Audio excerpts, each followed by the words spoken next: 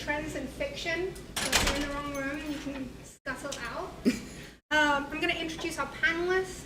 I'm going to start us off with a question, but mostly I'm going to let them take it from here. And you know, if we need any extra questions, I have a bunch, but mostly you're the experts here, right? Okay, so Lauren Teffeau's novel Implanted was shortlisted for the 2019 Compton Crook Award for Best Sci-Fi Fantasy Horror Novel. Her short fiction can be found in a variety of professional and semi-pro speculative fiction magazines and anthologies. Sarena Ulibarri is a speculative fiction author and editor from the American Southwest. Her short stories have appeared in Lightspeed, Dreamforge, Giga Notosaurus, Solar Punk magazine, and elsewhere. And non-fiction essays have appeared in Strange Horizons and Grist. Her novella, Another Life, forthcoming from Stellarform Press in 2023. As an anthologist, she has curated and published several international volumes of optimistic climate fiction, Glass and Gardens, Solar Punk Summers, Glass and Gardens, Solar Punk Winters, and Multi-Species Cities, Solar Punk Urban Futures. Sarah Burr, under the name S.E. Burr, writes silly stories for children, and sometimes teaches them math at the same time, and deeply quirky books for adults. Her titles include the Math Pirate series, the Little Books of Big Choices, YA Gobbled series, the Funny Math Stories series, and the Preemie Sibling series. By day, she works in tech support for a national laboratory. She and her husband are the parents of 2 boys. She's a long-term resident of New Mexico. Vivian Shaw was born in Kenya and has lived in Cardiff, Oxford, and Baltimore. She has a BA in art history, an MFA in creative writing and publishing arts, and currently works as a professional freelance editor and proofreader. She writes about monsters, both in and out of classic horror literature, machines, extant and fantastical, disasters and their causes, and found family. She is the author of the Dr. Greta Helsing contemporary fantasy trilogy, Strange Practice, Dreadful Company, and Grave Important. She reviews for the Washington Post, and her short sci-fi horror fiction has appeared in Uncanny and Pseudopod. Round of applause for our panelists. So I thought to get us started, for those who might be unsure, or maybe don't have a good grounding, how would you describe new genres and trends in fiction? Let's start with what a genre is, maybe. Basically, you have the speculative umbrella, and below that you have urban fantasy and paranormal, solar punk, gothic fantasy, and things like that. And so it's a way of identifying to the reader maybe some expectations of what you're going to covers, and it's also a marketing tool. Yeah, I think of genre as a collection of tropes and reader expectations. And, there's the big genre, umbrellas like science fiction. And then there's so many little subgenres within that, and we're always kind of creating new ones by combining things, and there's fantasy and the same thing. Like there's primary world fantasy, there's secondary world fantasy. Does it take place in a in a world that you completely made up, or is it our world with some magic in it? And there's all kinds of things you can break and break apart, put back together. Take something from here and stick it in there. So it is mostly a marketing tool, but it's a marketing tool because it's trying to bring the right readers to the work. It's about finding out the reader that wants a story like this will enjoy this, even if it kind of breaks some of the expectations. So, that's kind of how I think about that genre. In a lot of ways, I think it's sort of the professional version of the tags on AO3. So, if you happen to want to read a story about hurt comfort with this type of character and that type of character, you can go to AO3, Archive of Our Own. It's a fan fiction archive series. And you can find basically whatever story you want based on those search string keywords. So in a larger sense, that's what classifying something as paranormal romance or urban fantasy or like solar punk, is going to allow the reader to be like, ah, yes, I know I want to read that because I'm gonna like at least most of the stuff in it. So it helps people like find what they want to read. I think that different genres have different levels of expectations of what exactly it's going to be. For instance, mystery has very strong, like you're going to find out who did it, and hopefully it'll be a surprise. And so they all have tropes a lot. Some genres have more tropes than others, and I think, like Sarena said, there's a lot of the bigger umbrella genres and then the smaller ones, and quite often people will combine genres in new ways. I've been doing a lot of research lately about trying to figure out like the coming trends, because traditionally I've had terrible timing with what I've chosen to write. For instance, the 7th novel that I wrote, it had a major subplot that was a pandemic that somebody had created on purpose, and I finished writing the book in February of 2020. So I do tend to have very poor timing, and I'm just finishing up a book I've been writing now, and I've been starting to think about the next one, and I've been doing a lot of research on what's coming. And so one thing that I was interested to hear about was like cozy mystery, paranormal cozy mystery. So it's you know, the like cozy fun. mysteries with a paranormal twist. So there's lots of like intersections and combinations you can get. It's really difficult to predict what's coming or in the timing thing, you know, because traditional publishing takes 18 months on average from the time a book is accepted, not even when it's written, when a book is accepted to when it is published. And so what you are seeing on the shelves is the trend from last year or 2 years ago, right? So by the time you see it on the shelves, it's almost already too late if you're trying to break in with that trend. So it's really difficult to know what's coming up unless you're deep in the publishing world and, you know, knowing what's being sold right now rather than what's being published right now. Yeah. Yeah, so what trends are you seeing, right? And what are the trends that you sort of you see emerging? Well, I mean, I know that I often find like 2 books released at the same time that seem to be doing the same thing, and you know that those things happened organically on their own, and it kind of kickstarts everyone talking about something. What are you seeing in your own fields and subgenres? I think Sarah already mentioned it, the mashups. I think we've been seeing a lot of exploration of combinations of things that are maybe not what you expect. And so I think that's really interesting. And we're also seeing a lot of adaptations of things in terms of like fairy tale retellings and even some of the Greek stories that we've seen, Song of Achilles, and there's been a whole like YA glut of Greek retellings as well. So it's interesting to see these waves come and go. I know like paranormal's been declared dead, you know, horror was declared dead, and now they're coming back and more vibrant and with more diverse voices than ever. So it's really exciting to kind of see these things, and that means that you've been in the field long enough to kind of be able to track them, and that kind of comes with the territory. Also, things come in cycles, like any fashion. Like something that's super, super hot, like right now, or like this past couple years has been like grand scale space opera. And in, I know, another couple years, probably everyone will have moved on a little bit from grand scale space opera. And then in like 15, 20 years, I'll be like, oh yeah, space opera, let's do that again. So if it will come around again, even if it's not currently like the thing on Vogue, it will probably show up again. Trends that I've seen are like, particularly since the pandemic, like high fantasy being more popular. I think maybe as an escape, because sometimes our world isn't the most fun place to be. So that's epic fantasy, but that's also the fantasy romance over like paranormal fantasy, which would be in our world.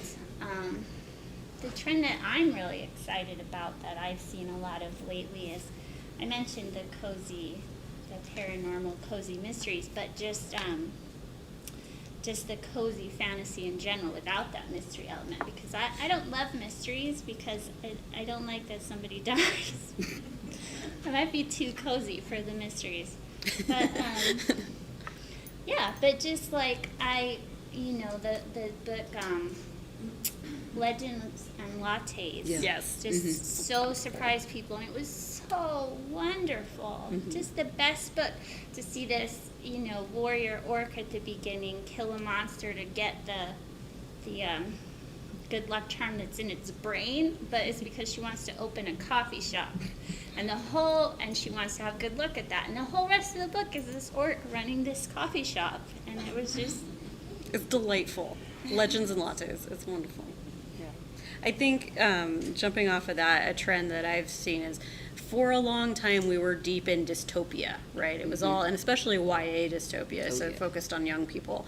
But we were so focused on dystopia and grimdark and all that, and that has really shifted. I think people are looking more for more hopeful things, more cozier sorts of stories like Legends and Lattes, and and just visions of a better future. So I work in a genre called solar punk, which is optimistic climate fiction. So dealing with the climate crisis, but in an optimistic way. What if we change things and actually fix the world? What does that look like? But there's this sort of broader term. I'm not a big fan of it, but I'm going to introduce it here anyway. It's called hope punk. I don't know why everything's punk, but actually I do. But hope punk. So there was an Alexandra Rowland, Rowland. Who just on, I think it was on Tumblr or on one social media, said the opposite of grimdark is hope punk. Pass it on. That was the start of this thing, and people just really resonated with that. Of like, yes, let's have some brighter, more hopeful, stories, and it's been on a trajectory since before then. But I think that really sort of set fire to it.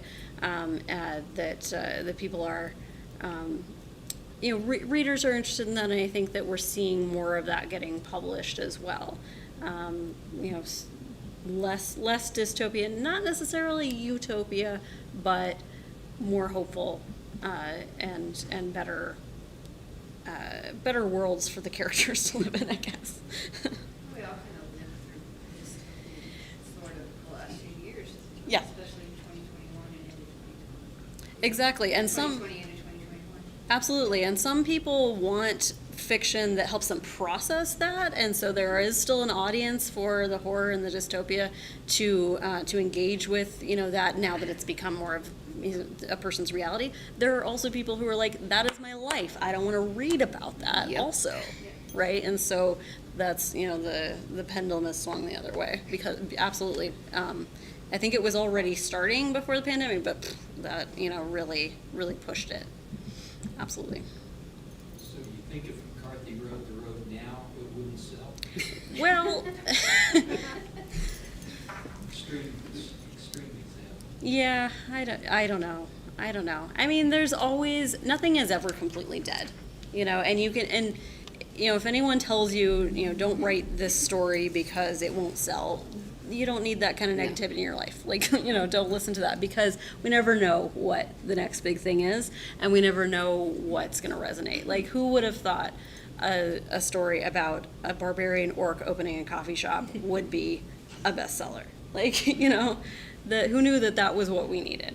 And, and there are still dystopian stories that are getting published. It's just, when something really hits with one of the big publishers especially, then they want to redo that. They're like, okay, that worked, so let's buy a bunch more that are like that. And so, that's why we got like the sort of glut of YA dystopia, because there were, the Hunger Games and Divergent and, things like that really struck. And they're like, okay, we need more like that, more like that, more like that.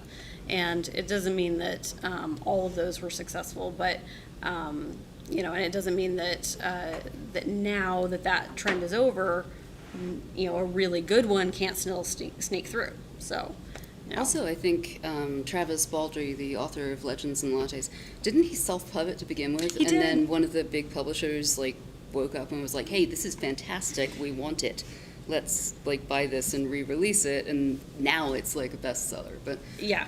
I like it. how that works sometimes these days. That you can actually self-pub something and have it make enough of an impact that enough people will sit up and pay attention, so that you might actually break through.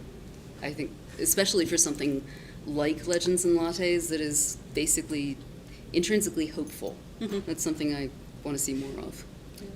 And I would just add to that the self-pub angle. I mean, we're seeing that being a more and more viable Yeah. channel. Absolutely. And it's like the cream rises to the tops in some cases, like in this particular case. It provides authors with a lot more control and flexibility if they don't like the traditional system. And there's also genres that are suited for that kind of model. Mhm. So, thinking about like your work, I think is really linked by like the term like speculative or like speculative fiction, and I'm thinking about like Margaret Atwood's Oryx and Crake, which is called this like dystopian novel, and she resists that and calls it speculative, right? And I guess my question is like, I mean, genre is such a fluid beast, like does it help to draw distinctions between these things before we get to the marketing stage, right? And building on that, like how to write in that mode and resist the spiral towards dystopia, right? I'd love to hear you each speak to the ways that your work engages and also maybe resists what we expect from that genre. Well, just a note on Margaret Atwood. I mean, literary can be considered a genre in and of itself. Mhm. It's a mode of writing. Litfic. So it doesn't mean it's either or. It's a part of the whole kind of thing.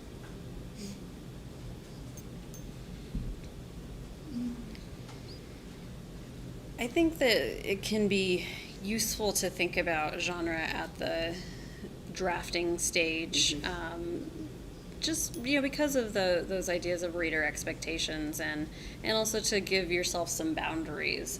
But it can also be really restrictive and really constraining. So I think it's not the most important thing to think about while you're writing. The most important thing is to tell a good story. Yeah. And, and whether that fits into a certain genre, or whether that breaks the genre, or whether that creates a new genre, that's a decision for later on. I mean, just tell what you have to tell, and see where it goes first. And then, if you're writing a mystery and we don't find out whodunit at the end, can you do that in an artful way that's not just going to get you a bunch of one-star reviews? Because maybe you can. I like the idea of using genre as a kind of toolbox. Like, I want to write, say, a cozy mystery. Like, now I want to do that. But that means that I need to go learn all of the aspects of what makes up a cozy mystery. Like, what kind of things exist, what don't exist, what tools do I have at my disposal that I wouldn't necessarily have writing, say, hard SFF. And then I get to play in a different sandbox than the ones that I'm used to, which is kind of exciting. But I also think that it's so easy to find yourself confined within the limits of that sandbox, especially if you're not used to it. But also, I do have to point out that a lot of what defines your book genre is not up to you. It is up to your publishers, and they may decide that they want to market as this or that or something completely over there. And then you go with it, and you have to figure out how to, navigate that. But it's not always up to you as authors.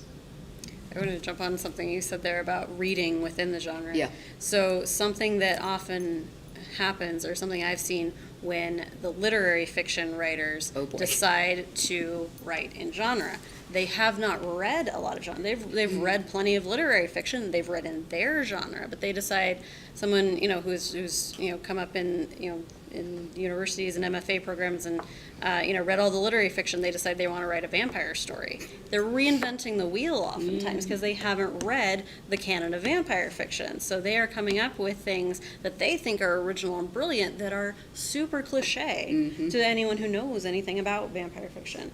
So reading within, if you know you are writing in a particular genre, be familiar with that genre. Yes. Read widely within that genre. And then you know what's already been done, you know what the expectations are, you know what's cliche, and you know, and then you're not reinventing the wheel. So Also, you will look much less clueless. absolutely, Much it's kind of less. embarrassing. I know. Yeah. It's like cringe. But, you know, just with the creative process, I mean, you can always be surprised by what comes out at the end, or maybe not know what you're doing until you have a complete thing, and somebody says something, and you're like, oh, I didn't even think of that, and looking at it in that kind of lens. Yeah. And so I think that's also a really fun opportunity to kind of then go back and revise once you have those kind of markers of what you want to be aiming towards on your next revision pass. And so that can be a very invigorating moment, or it can be like, oh shit. So I like that idea of like other people's perspectives, like informing during the process. And I know that at least two of you have experience editing, Yeah. right? So how does seeing other people's work change your approaches to not only your own work, but also recognize like what is new, what is surprising in the work that you're doing? So I'm an editor. I run a small press that publishes mainly themed anthologies, and then I'm also a story reviewer for Imagine 22 Under, which is a climate fiction contest. I've read literally thousands of climate fiction short stories, and so I see some of the trends, you know, in that, and some of the things that often newer writers will gravitate towards. So one of them, just to be like, give a specific example, one of them, when I'm dealing with optimistic climate fiction, solar punk, it's often takes place in kind of a new society, a new sustainable city, or a redesigned sustainable city. And so we often have the tour of the city, right? We have a stranger comes to town, right? This is Everything's green. Two types of stories. You know, the stranger comes to town, or someone goes on a journey, right? Stranger comes to town, gets taken on a tour. Everything's green, everything's wonderful. Everyone's just doing their utopian chores, right? So, a lot of stories were just that, you know, and that didn't make for a compelling story. So, in my book, I have that scene. I have a scene because it's a useful world building tool to show how the world operates. But I had all of those, you know, examples of how it was kind of done poorly that I'd seen in the 1,000, you know, plus stories in the slush pile. And so I was very aware of the cliche of what I was doing and tried, whether I succeeded or not is another issue.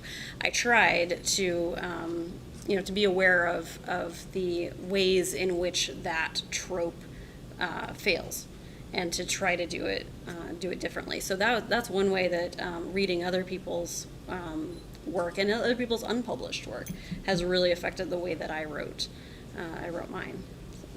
Yeah. As an editor, a lot of the time, my job is to point out things that the author does not necessarily know they have done, but they are doing, and ask them if they want to do that.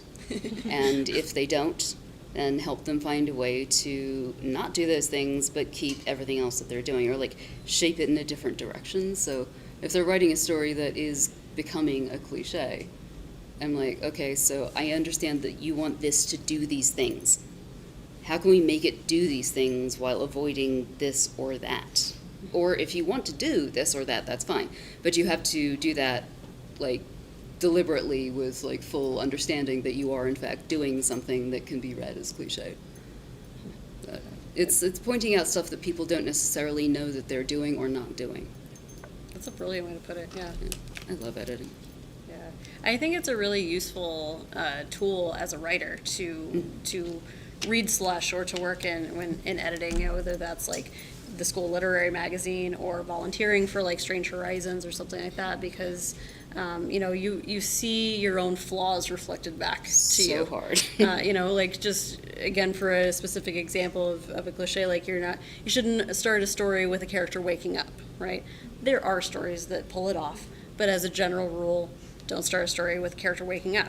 Well, why? When you read all of that slush, you will see why. You will see it done again and again, and you'll start to understand. And so then that story that you wrote that you're like, no, mine's the exception. No. You'll see it, maybe it's not, you know, or maybe it is because maybe you've done it intentionally and maybe you've done it in an artful way. But I think reading other people's, I mean, not just reading published works and reading widely within your genre, but reading unpublished works and reading slush, and you know, and reading in a you know, reading your peers and things like that is really helpful to see if you are doing what you think you're doing in your own writing. You can also find like little tiny errors, or not errors, but like ticks that you may not know you're doing. Yeah. Like you overuse the semicolon, or you use like a word 6 times in like 3 paragraphs, and you don't realize you're doing it because you can't see it. It's just invisible. But if you see it in someone else's, you're like, that's really distracting. Damn. And then you have to go back and look at your own stuff. And you don't have to, so I've never been an editor, but I've gotten and given critique a lot in creative writing classes and crit groups, and just like a partner with somebody else to critique each other's stuff. And I find that I notice things in their work that I didn't realize I'm also doing in mine, and it's easier to see there's a problem in theirs. But also the great thing about like a creative writing class, for instance, here at the college, is you can hear other people give their feedback and stuff, and you can. And I found that especially helpful. When I've given a critique and other people have critiqued the same thing, the things that I didn't see in that other work, and I'm not as close to it as I would be in my own. So I feel like it's a really good growth opportunity. Yeah, I would just say, you know, you're publishing, if you make it to the publishing stage, you're having a lot of people you're going to be interacting with that are going to have opinions about your work. And so ways to head off some of the more common things are to get as many people on it before it gets to that stage. Yeah. And to kind of refine it so it's the best it can be, so that you're not dealing with these kind of more remedial issues, and you can get to that elevated prose kind of stage where it's really going to resonate with readers. And some people think of editors as like the person that's going to come in and change everything, right? And a good editor does exactly what Vivian was saying, of like asking the reader, is this what you want to do, right? And so it's a balancing act as a, you know, I've been on both sides. I've been the editor and I've been the edited, right? And you know, there are things that I held strong to, like, you know, the editor wanted me to change something, and I said, no, that means something to me. That is the word I want to use, or that is the direction I want to go with this. You know, and a good editor is going to be like, you know, if it's important, you know, to them, they may push back, but, you know, eventually if it's, you know, it's the author's story. And so a good editor is works with the author, absolutely, rather than against, to create, you know, the best, to push the story to be the best that it can be. Yep. So to take us back, like, to, I guess, the top of the session, I would love to know what trends you're seeing that you really hate. Like, what trend needs to die, essentially? Said with love, right? Everyone can write whatever they want. But which one is the one that, I don't know, for you just isn't doing it? Or is there one that you've seen so many times that maybe isn't like negative to you, but you've just seen it so much that it may not be the best to get into, the best trend to try to run with until it goes away for a while and comes back? Yeah. I think my reaction to this question, it has changed since I've become a writer. Like when I was a reader, you know, I was, you know, oh, I don't want to look at that. But now that I've been on the other side and I know how much time goes into this and how much is so not out in the author's control in terms of when things hit, you know, that was somebody's baby at one point. once upon a time. And so when it hits in a cycle, mid-cycle, and people ignore it or something like that, that hurts, right? It's sad. And so, as much as I hate, Democrat and Republican romance, which we've seen a lot of, somebody spent time on that, so it's for me, it's hard to kind of divorce that piece of it. That reminded me of my answer for this. Nazi romance. Yes. Oh, That for can God's die sake. in a Yeah, fire. we don't need and that. we don't need to see it ever again. Nope. That's I could do with fewer things being suffixed punk. yeah. Like, the more you use it, the less it means, basically. The same as, like, adding core to the end of something. It no longer really has a meaning because everything is something core or something punk. Like, it'd be nice if we could come up with a more, I don't know, creative term for the thing, but Yeah. I'm not in charge. Yeah, I agree with that. And, I say that as one of the spokespeople of solar punk. But and some people have really resisted that term. Like, we tried to kind of adopt Kim Stanley Robinson into solar punk because we saw, we being like some of the people who were originally like writing this and kind of theorizing about it, we tried to kind of fold him into it, and he didn't like the term. He rejects the term. He says, no, I write utopian science fiction. We don't need a new term for it. And so I'm like, well, fine, go do your own thing. But the term solar punk came kind of as an inversion of cyberpunk, and so that's why still the punk. But the term was originally used in Brazil in a trilogy of anthologies that was let's see if I can remember them. I don't remember the actual titles, but one of them was steampunk. So and of course that's coal powered, steam powered, clockwork powered, sort of Victorian era, and then there was so they did an anthology like that, and then there was diesel punk, which is kind of World Wars era and gas powered and machinery and things like that, and the editor said, well, I felt like we've polluted the literary biosphere too much. Let's see what writers can come up with that's solar punk that's renewable energy. So each of these anthologies was a type of energy: steam energy, gas energy, and then renewable energy. And they chose solar punk purely over something like in Brazilian Portuguese it would have been like verde punk or something like that. And they said it just didn't sound as good as solar punk. So it was almost an arbitrary decision to go with that over green punk or something like that. But it was this progression. And so that's why they all have the punk, But then it has gotten out of hand. I agree. I agree. And now there's lunar punk, which God's is sake. like solar punk but at night, and and I published a story. Read that now. There's one anthology, Bioluminescent. This the first lunar punk anthology that's trying to just define what is this, because because it started just as like Tumblr vibes. It was just like people kind of posting images on Tumblr and social media and saying, we like this aesthetic, and so how do you write a story with that looks like that, right? But yeah, there's too many punks. I agree.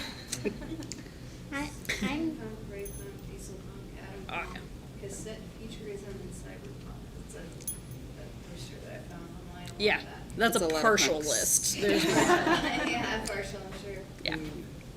I'm glad that dystopian stories are kind of trending downward. I'm glad to read more hopeful science fiction again. Just what got me excited about it in the first place,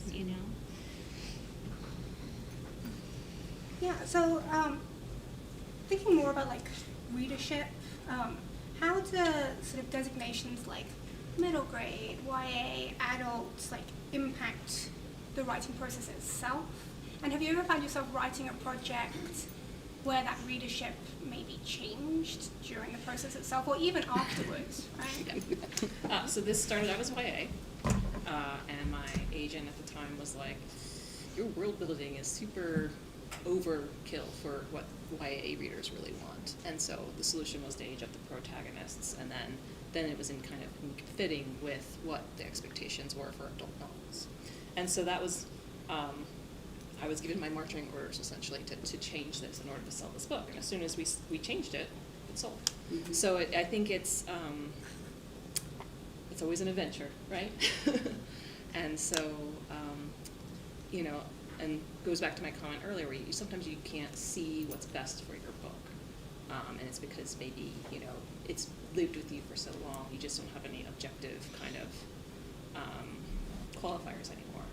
And in certain writing communities, they really put an emphasis on seeing your work as a product and trying to make that shift over the course of your creative process, whether it's at the beginning, which is supposed to be like God mode, I guess. I'm not there yet. Or, you know, once you get to a point where you're ready to revise it, and revise it towards a specific kind of publishing goal, whether it's an age range or a genre kind of thing. And so it's a tool like anything else, I think, in a way to kind of view your story and to scale it appropriately. So I think that middle grade YA adult in America is basically determined by the age of your protagonist. Mm-hmm. Like The Book Thief, I believe, was an Australian author, and he never saw that as being a young adult story or a story for people even younger. He saw it as an adult story, but his main character was a child. So it was marketed here in the U.S. for children, and it was quite successful, but that was never his intention. And I think there are different expectations with the different age ranges, of course. Like with middle grade, nobody ever is supposed to be arrested, or just like little things like that. But at the same time, in some ways, I feel like the line between YA and adult fiction has blurred more than it was when I was reading it coming up. And there's a lot more adult themes or darker themes in YA than there once were. I don't remember as a young adult or a teen or a kid reading stuff that was deliberately like listed as young adult. Like, I just read books, and some of them had kids as the main characters, and some of them had teens, and some of them had adults, and it never felt quite so regimented as it does now. Like, you're allowed to read in this genre, but you cannot read this genre because you're supposed to read this genre. I'm like, but they're all books. Why can't you just read the book and not care what like slot it's supposed to go into? And I think it probably does, to some extent, limit what authors can actually do if they have gotten locked into, I am writing a middle grade novel. No one can get arrested. No one can do this. I can't have these things. And that I would find that intensely claustrophobic, I think. For years as a child, my favorite book series was the Mrs. Polyfax series, which is about a woman in her 60s and 70s who becomes a spy. And, I was like 9 years old reading these. And I do think it's a little odd the way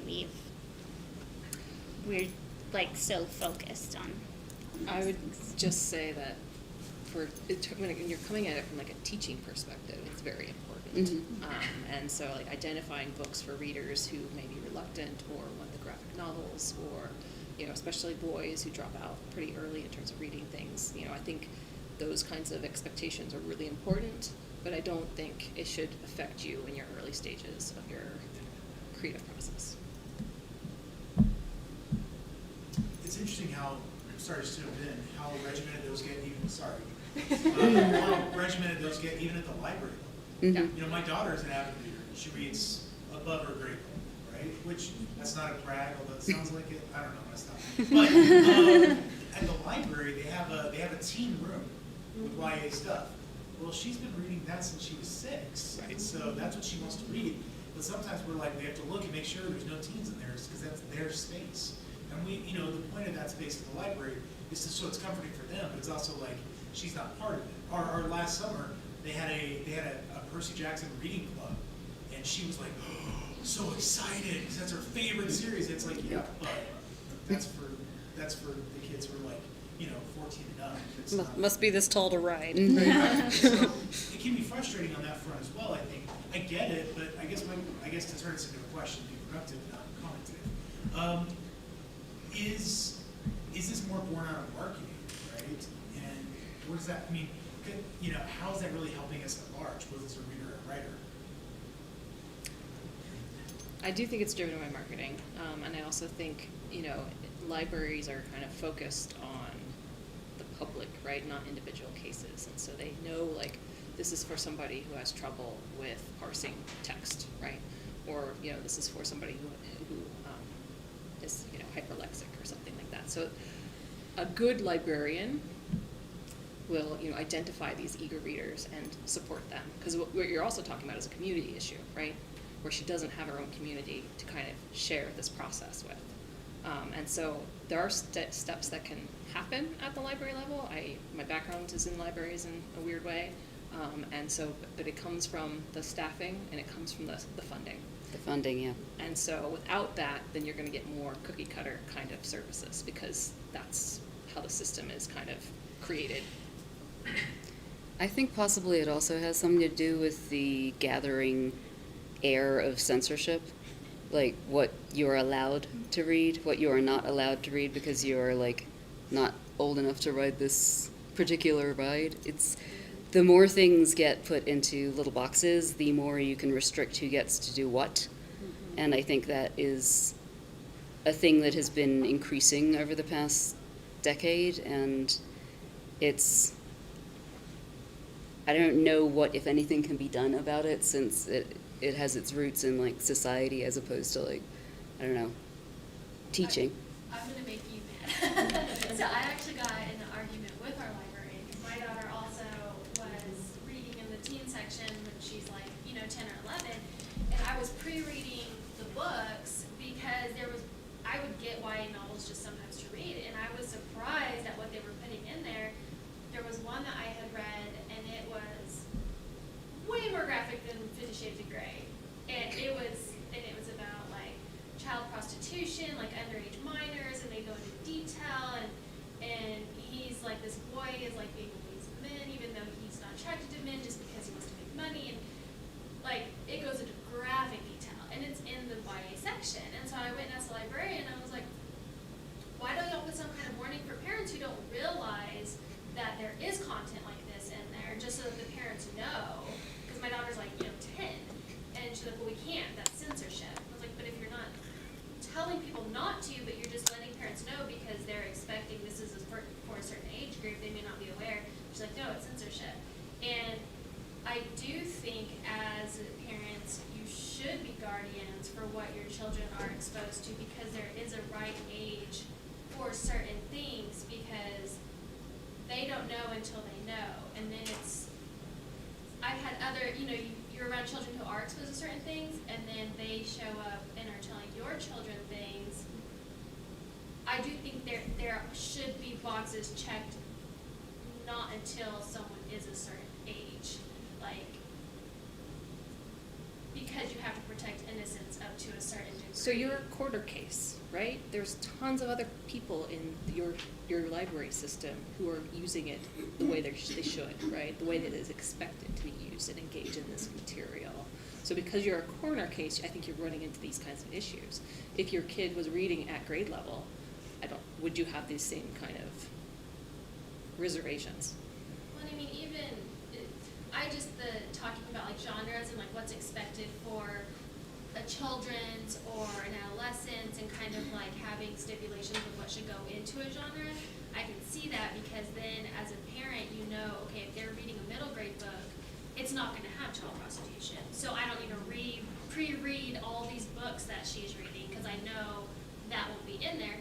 But if you don't, if you're okay with your kid reading that stuff, then they can go into another section, so just sometimes as a parent, when you've got, you know what to expect. And it doesn't mean that a child can't read those books if you want them to, but then you kind of know, okay, it's like if I'm reading a romance or watching a chick flick and I don't feel like seeing, you know, mass murder, I know going into that I'm not going to see it.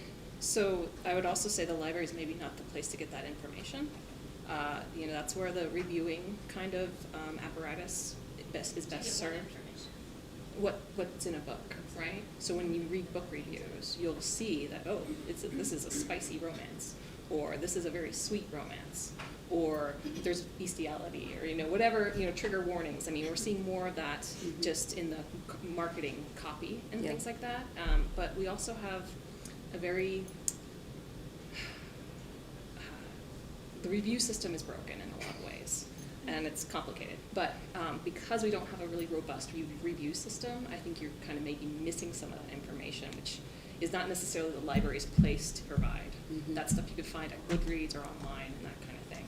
I was just talking about expectation within genre, and that's where I see it to be useful and not like a censoring, because you're not being stopped for reading adult books, but as a parent, you know, if they're reading middle grade, then they're not experiencing adult content. I think that's a good assumption that middle grade you're not going to see the child prostitution that you mentioned earlier. I think that's a fair, that's a reasonable expectation. I can't say it's absolutely true, but I think that's a reasonable assumption to make about middle grade. YA has a lot more latitude, and it's very much book by book by book, and that's where I think the reviews can help you kind of identify, oh honey, maybe not that one today, you know. Oh, she's past that. She's almost in college. My daughter had the same kind of issue that when she was 10, her reading was doing kind of join boom, and she'd started reading early and found books she was interested in. But at 10, you know, you're looking at, we're starting to kind of look at Harry Potter, and we had tried to read Secret Garden and some other things, and she just wasn't interested. And then my mom just bought her this book at Walmart. It was called The Obsession, I think, and it was pretty much older, I would say. And I didn't really know anything about it, but my mom gave it to her, so I thought, it's supposed to be fun. And then later on, Kylie's telling me about the book, and I was like, oh, I'm not sure about this book, but we talked about it, you know, in such, and I talked to her about, in terms like of movies, you know, when she was little, she was afraid of monster movies, and we talked about special effects, and we watched some videos on YouTube about special effects, and she wasn't so scared of it, and so we kind of talked through things. But she read that book and she loved it, and she loves suspense and thriller. And then she went from there, I think, to Good Girls Guide books and some other things. And she was reading for an older, what I would say was probably an older crowd, but that's what she liked. She wanted to read that. Things her age were not interesting, or we didn't find anything interesting at her age. How many people in here read a book that they were not prepared to read at an early age? I think it's just a risk of a literate society, to be honest. Yep.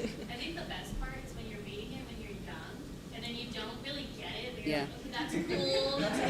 And then you get older, and you're like, hey, I remember this one book that was kind of weird. Maybe I should read it again. And you read it, and you're like, whoa. Oh, that's why I didn't get it. But then it's cool because then you get opened up to like read at different ages and different sections in your life, and you're like.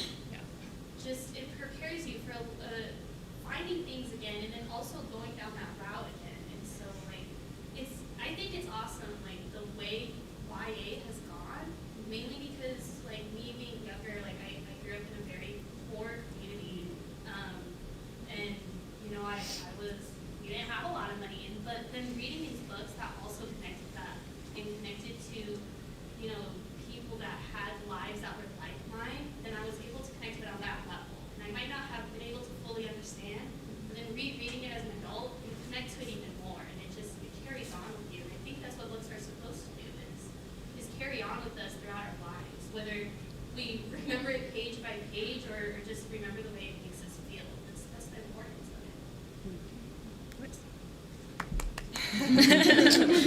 I'd love to open us up to any other questions that we have for our panelists. Anyone? So, we want to talk about new genre, right? And how much of the wave of the genre is a result of more openness to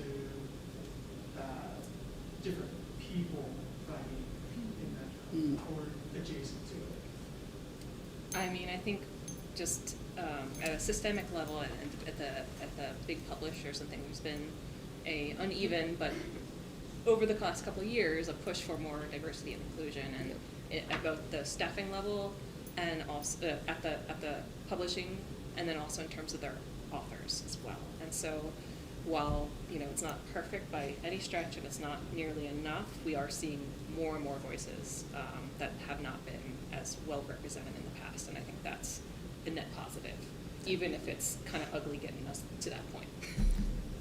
And I think one thing that happens with when we are hearing these new voices, they're telling stories from the perspective of their culture maybe, and American marketing doesn't know what to call that. Yeah. And so maybe they create a new label or a new genre, or try to define it as a mashup of several known genres to try to appeal to an English-speaking audience, to explain a story that's outside of their experience, but isn't necessarily anything new to the person who wrote it, because it came out of their culture. So I'm thinking like magic realism is a good example of that, right? Which is primarily written by people from the global South, and especially South America and Mexico, and American publishers didn't know what to do with that, but it was doing something really interesting and something really unique from their perspective. So we created this label that mashes up a couple things. I think if you want to read, if you're looking to read broadly and to get a sense for different people, different places, I think it's really one thing you can do is read books in translation. Definitely. Because I think that English is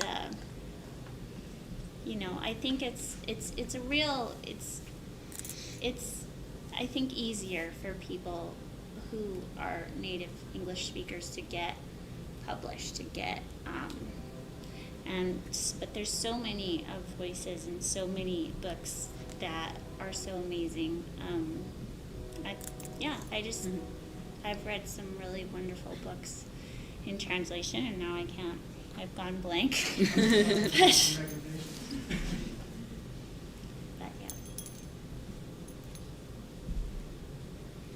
I mean, one book that I read in translation recently was called The Route of Ice and Salt, I think, something like that, which it's written by a queer Mexican author, and it was just recently translated into English, and it's Dracula, but from the point of view of the ship captain who transported Dracula to England. And it is very lyrical, it is very queer, it is very different than any other Dracula retelling I've ever seen. So that's one example. That's awesome. And it also depends on the translator. I mean, Yeah. think of the Iliad, right? We know, or the Odyssey. We know what those stories are, right? Well, they've all been written by white, Western-educated men. And recently we had our first female translation of that by Emily Wilson. And it's completely different. There's so much more nuance to the stories, and things that we assumed were maybe, all the men, but maybe there were women mixed in because she translated Latin in a different way than was, assumed by her predecessors. So I think it's really, you need to have a healthy skepticism, I think, and kind of have and maybe be a little more aware of some of these processes that are happening behind the apparatus. I don't know, that doesn't make sense, but It sort of does. See, also Maria Davana Headley's translation of Beowulf, Yes. which came out, 2 years ago? Something like that sounds right. Recently, and there's a lot of controversy about the way she opened it, because basically, I think she started with yo, as opposed to the equivalent of now I will tell this story. It's yo, let me tell you this amazing story. It was such a sort of groundbreaking way to set aside all of the tradition of how people have translated this particular piece and just sort of look at the piece in a modern or contemporary light and see what it would be like if somebody was telling that story today as opposed to when it was originally written. I love that. I found it one of the most approachable, but also one of the most enjoyable Beowulfs I've read since Seamus Heaney, basically. And linguistically, she's right. Yeah. I mean, this is the other great thing is none of the choices she made are unsupported, and I love that.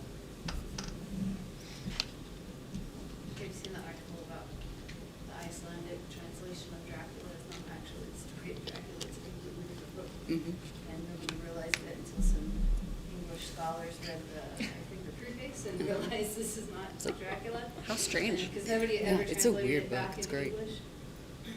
That's interesting. That explains some things about Iceland.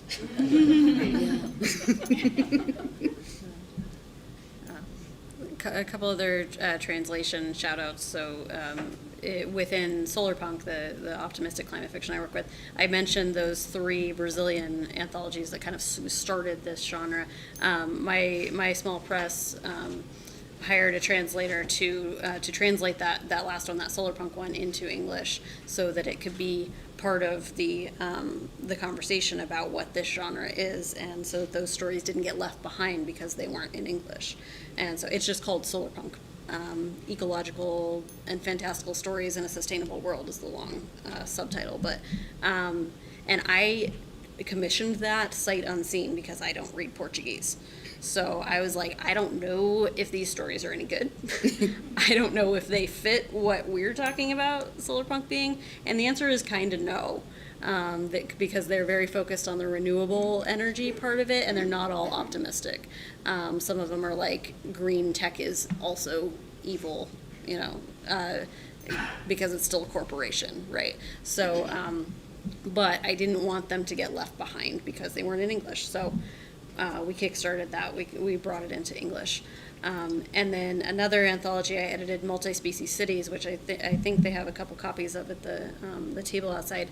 We have 2 stories translated from Japanese, which was a really, that's pretty rare. And they're short stories. They're really interesting, strange, to me, stories, but they really added something new to the anthology. The anthology would really be incomplete without them.